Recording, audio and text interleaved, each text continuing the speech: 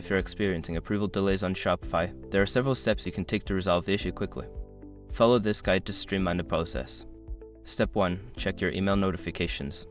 Ensure that you have checked your email for any notifications from Shopify regarding your approval status. Sometimes additional information or actions may be required from your site. Step 2. Review your store settings. Log into your Shopify admin and review your store settings. Make sure that all required information, such as business details and payment methods, is correctly filled out and up to date. Step 3. Contact Shopify support.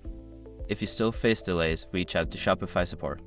Provide them with your store details and explain the situation clearly.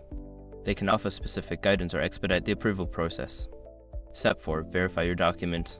If your approval is pending due to document verification, double-check that all submitted documents are clear, legible, and meet Shopify's requirements.